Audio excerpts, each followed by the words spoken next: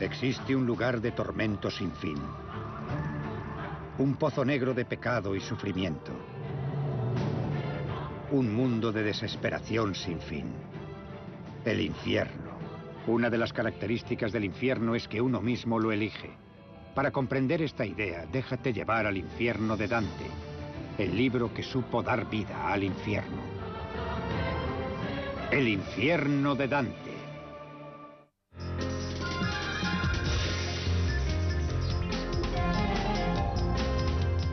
Grandes libros.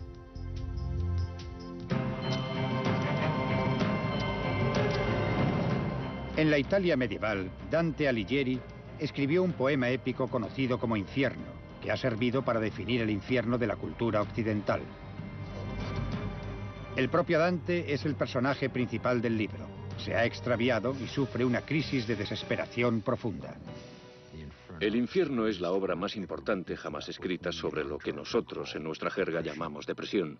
Dante la considera un pecado, su propio pecado, y trata de sobreponerse a ese estado mediante la contemplación de los tormentos que otros se infligen a sí mismos. El poema arranca en el bosque oscuro del error, un lugar que simboliza el pecado y la corrupción del alma de Dante. El espíritu de Virgilio, el gran poeta, le ayudará a abandonar los bosques y a emprender el camino de la salvación. Para Dante, Virgilio es un poeta modelo. Ha escrito sobre el infierno, sobre el Imperio Romano y de manera profética sobre el nacimiento de Cristo.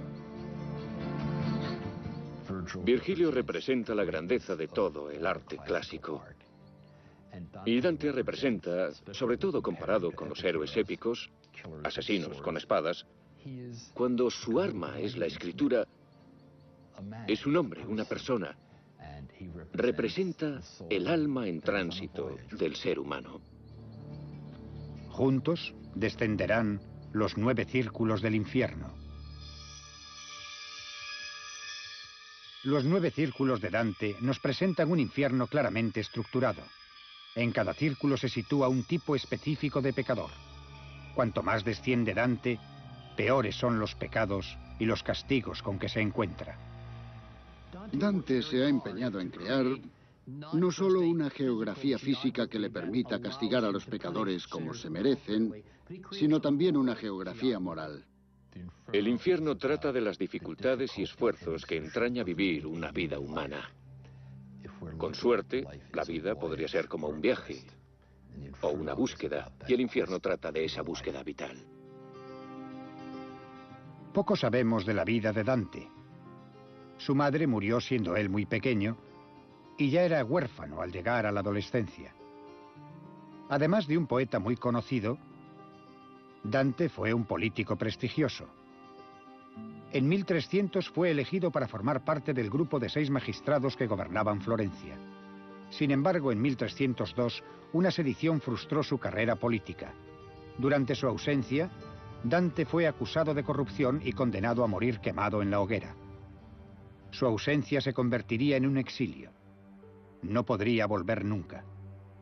A Dante le había traicionado su ciudad amada. Parece bastante claro que no podría haber escrito ese poema sin la experiencia de su exilio. Fue lo que le permitió pensar de una manera más amplia y asumir la verdadera naturaleza del exilio en un sentido muy amplio, pues de eso trata el poema en esencia. Antes de comenzar su búsqueda, Dante y Virgilio deberán atravesar las puertas del infierno. Cuando llegaron a las puertas del infierno, había un letrero que decía: «Dejad los que aquí entráis toda esperanza».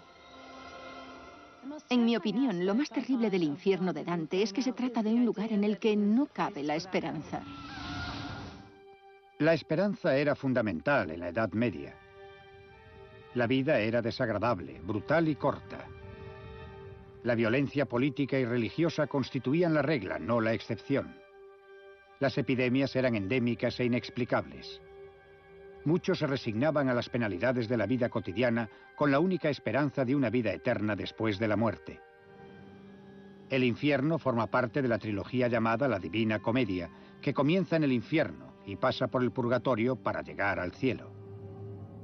En esta trilogía, Dante trata de mostrar que nuestro destino en la vida ultraterrena está siempre determinado por las opciones tomadas en vida. Cuando los condenados llegan al infierno, deben comparecer ante el juez Minos para recibir su castigo: el confinamiento en el infierno. El infierno toma nota del grado de corrupción que ha alcanzado en vida cada persona y trata de recrearlo en clave eterna. Lo que hace Dante es buscar maneras imaginativas de presentar la geografía de la libertad de elección. El primer lugar que visitan Dante y Virgilio es el Círculo Primero, el Limbo. Todas las almas sin bautizar, incluido el propio Virgilio, viven allí. Su único castigo es una eternidad privada de la contemplación de Dios. La obra de Dante nos legó una visión única del infierno. Tal y como él lo describe, se trata de un lugar poblado por personas de verdad, aflicciones de verdad y torturas de verdad. Pienso que es imposible describir físicamente el infierno sin tener en cuenta a Dante. Su imaginación ha fijado para siempre la imagen que nos hacemos del infierno. Se han obtenido mejores resultados utilizando a Dante como fuente de inspiración que como objeto de imitación. Después de que Dante escribiese el infierno, los artistas comenzaron a ilustrar sus visiones. La famosa pintura de Miguel Ángel, El Juicio Final, estuvo inspirada por Dante. Para Dante, la Biblia era la fuente más fiable para conocer el más allá, aunque lo describiese de manera vaga y mística. ¿Qué haremos con el infierno? Dante desarrolló esas ideas y dotó al infierno de forma, tamaño y estructura. Todo pecado es, en último término, una violación de la ley de Dios y una negación de su gloria. Y en ese sentido, todos los pecados son uno, aunque sus efectos sean muy diferentes. Está claro que no tiene argumento. La Biblia es la fuente de inspiración más importante para Dante y para su visión. La historia del Éxodo en las escrituras hebreas describe un camino de liberación desde la esclavitud hasta la libertad. Dante reconstruye su propio viaje a partir de ese modelo, el viaje de un peregrino que parte del pecado para llegar a la redención.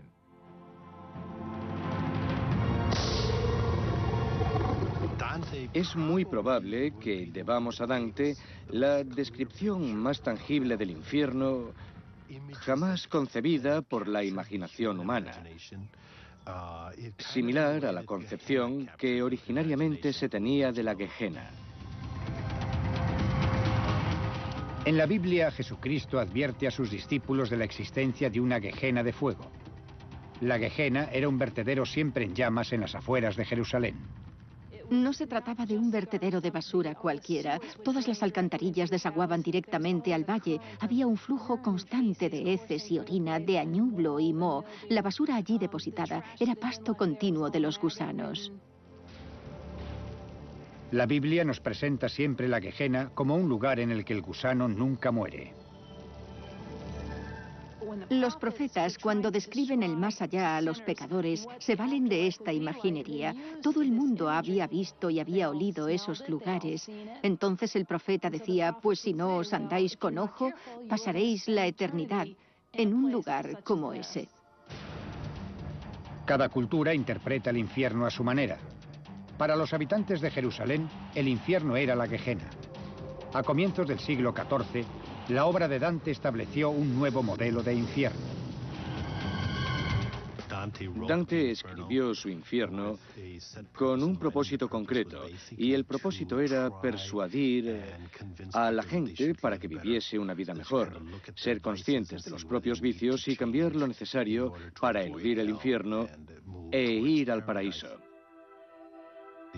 Cada uno de los círculos infernales, si se observan con atención, está dedicado a vicios y crímenes que podría cometer cualquiera de nosotros. Dante escribió el infierno desde la fe católica, pero su visión va más allá de la doctrina de la Iglesia. Incluso prescindiendo de la parte teológica específicamente cristiana, hay una estructura moral consistente y de indudable aplicación universal. En cualquier lugar del mundo se reconoce la importancia del mensaje moral, la fuerza moral, la teoría moral de la obra de Dante. El viaje de Dante al infierno es una hazaña de tipo psicológico. Cuanto más se desciende, más difícil es eludir la presencia real del dolor y el pecado. Antes de salir al encuentro de Dios, debe familiarizarse con el mal en todas sus formas, lo que en cierto modo equivale a caminar con un espejo. Es lo que hacen los pecadores, mantener erguido un espejo para que Dante sepa en qué puede convertirse si no le da la espalda al mal. Se trata de un viaje de introspección que comienza en el bosque oscuro del error y culmina con la comprensión de la naturaleza del mal al final del viaje, cuando alcanza el fondo del infierno. El viaje continúa. Dante y Virgilio descienden al círculo quinto del infierno, donde Dante deja de ser un simple observador asustado. En el círculo de los iracundos y displicentes están los que pecaron de ira, los vengativos, condenados a pelear y a discutir en las orillas de la laguna Estigia. Los displicentes se esconden hundidos en el fango cubierto de aguas turbias. Cuando Dante y Virgilio cruzan la laguna Estigia, un enemigo político de Dante los reconoce. Filippo Argenti se irrita al ver a Dante vivo en el infierno. La irritación de Dante supera a la suya y el poeta arremete contra él. Lo que podemos intuir aquí es la idea de que Dante, de alguna manera, aprovecha la ocasión para vengarse de una persona que le hizo daño. Y yo, maestro, dije, mucho desearía el verle zambullirse en este caldo antes de que de este lago nos marchemos. Y él me repuso, aún antes que la orilla de ti se deje ver serás saciado. De tal deseo conviene que goces. Al poco vi la gran carnicería que de él hacían las fangosas gentes. A Dios por ello alabo y doy las gracias. Le dice a Virgilio, a Filippo Argenti quisiera verlo descuartizado y hervido y descompuesto en este hediondo pantano. ¿Ha de ser así? Y Virgilio responde, oh, conviene que así sea, sí. Lo has de ver, te lo prometo. No estamos familiarizados con este tipo de sensibilidad. Y en mi opinión, Dante escribe sobre los rencores y deseos y apetitos del alma, de un alma que quiere alcanzar un lugar que se encuentra por encima o más allá de esos deseos y apetitos. La escena de la laguna Estigia marca el inicio de la transformación de Dante. Ha aprendido a no compadecerse de los condenados, pero todavía quiere vengar su exilio. Su peregrinación no ha terminado. Para liberarse de su sed de venganza, Dante debe conocer las consecuencias de los pecados de malicia. En las profundidades del infierno se encuentra con los perpetradores de actos violentos.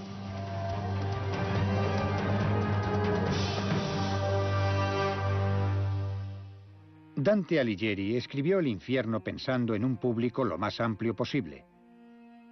Quería que la gente se diese cuenta de que las opciones que tomamos en vida tienen consecuencias importantes.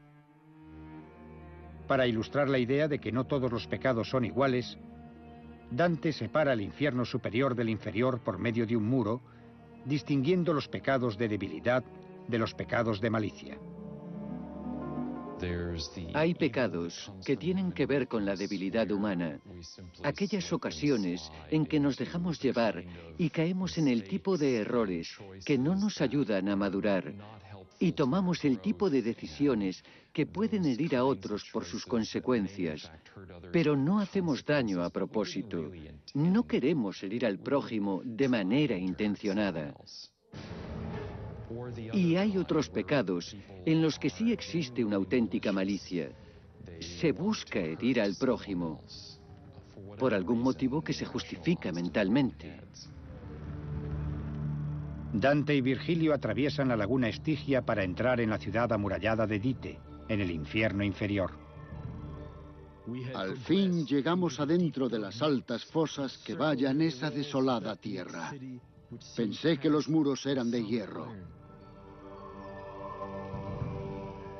Incluso en el infierno es necesario recluir y vigilar a los culpables de los crímenes más violentos y repulsivos. Aunque Dante no había cometido la mayor parte de los pecados que aparecen en su poema, sí trata de encontrar un reflejo de sí mismo en los pecadores del infierno. Solo así puede tener la esperanza de eludir el destino eterno que le espera. En su itinerario para recuperar la conciencia desde la desesperación, Dante se apoya mucho en su guía, Virgilio. Virgilio pone a Dante cara a cara con su lado más oscuro, sus pecados y sus prejuicios erróneos. Solo así Dante podrá renacer a la luz del pensamiento verdadero.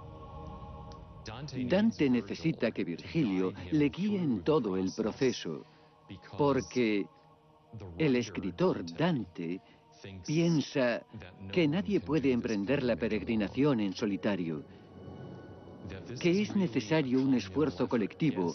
Puedes tomar tus propias decisiones, pero sin un guía, no llegas nunca a tu destino. Dante quiere que su audiencia entienda que el pecado es una opción, y el precio de esa opción es la muerte del alma. ¿Por qué escogemos pecar y marchitarnos? Dante se hace la pregunta. Él dice, ¿quién va a cosechar tantos tormentos? Y en parte la respuesta es nosotros mismos. Es posible interpretar el infierno como un aprendizaje que Dante impone a su voluntad. Quiere observar el espectáculo o la procesión de todos los castigos que se infligen las almas a sí mismas para encauzar su voluntad por un camino mejor. Antes de encontrar el camino del bien, Dante debe enfrentarse a la maldad en estado puro, al mismísimo Satán.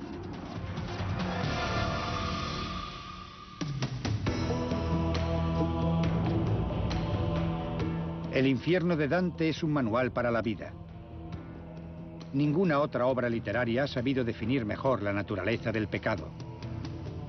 Dante y Virgilio emprenden el descenso al círculo noveno y último del infierno, el abismo helado de Satán.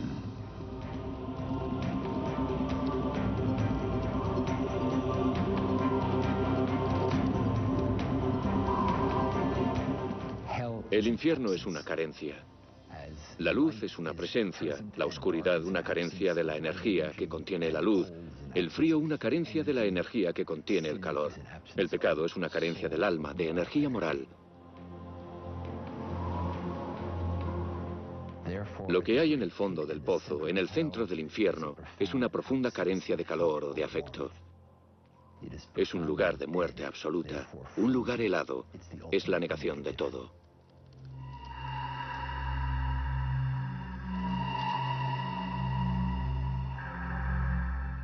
A veces utilizamos expresiones del tipo caliente como el infierno, y podríamos suponer que en el fondo del infierno hay calor y fuego, pero es exactamente lo contrario.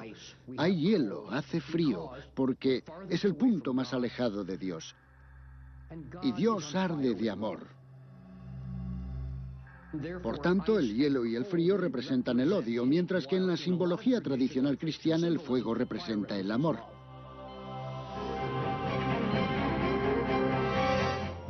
El infierno no consiste solamente en no amar a una persona, sino en traicionar a una persona a la que se ama. Se pervierte de manera deliberada la relación íntima con esa persona. Se le da la vuelta.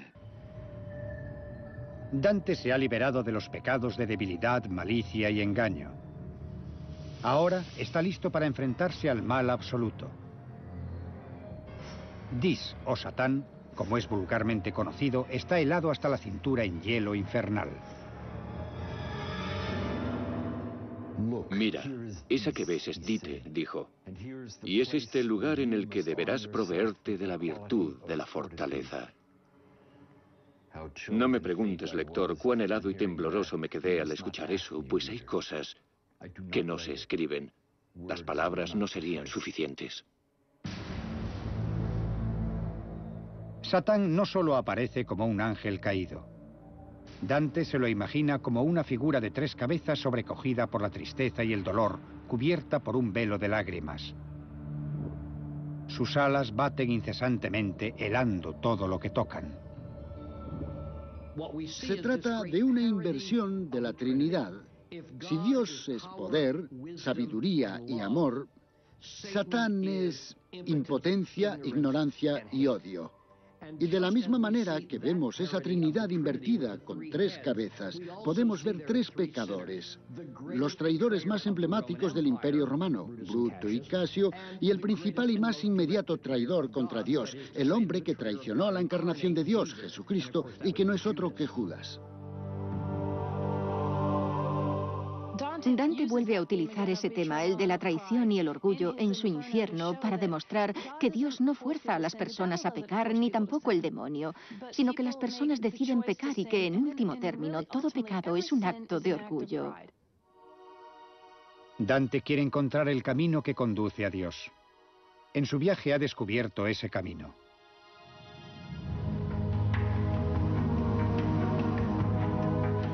Al final de su viaje, Dante ha abandonado el estado de desesperación después de atravesar el bosque oscuro del error. Ha visto reflejados sus propios pecados, se ha enfrentado a su propia maldad. Le espera una nueva senda. Ven, es largo el camino, dura la senda que habrá de ser recorrida. Ponte en pie, dijo el Señor. El sol ya ha salido.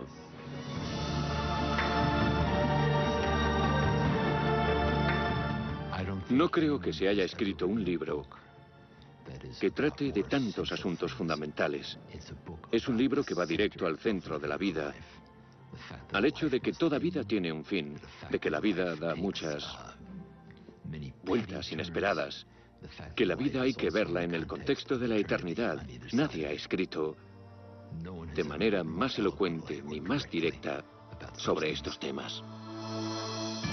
Dante regresa del infierno para iniciar otro viaje.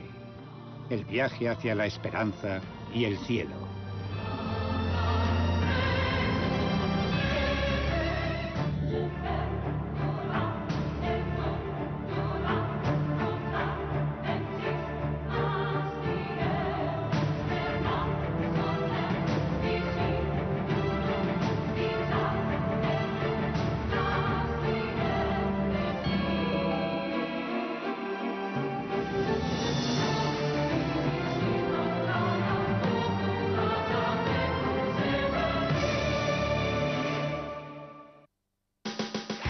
Después de ver grandes libros, El infierno de Dante habla sobre esto. Dante escribió: «Dejad los que aquí entráis toda esperanza». Explica las circunstancias personales e históricas en que se enmarca su obra. ¿Por qué piensas que escogió la metáfora del infierno para describir la vida durante la Edad Media? ¿Cómo interpretas los 9 círculos del infierno y a sus habitantes? Si hubieses escrito tú el infierno de Dante, ¿cómo serían los 9 círculos de tu infierno? Escribe una redacción que incluya detalles concretos de tu infierno.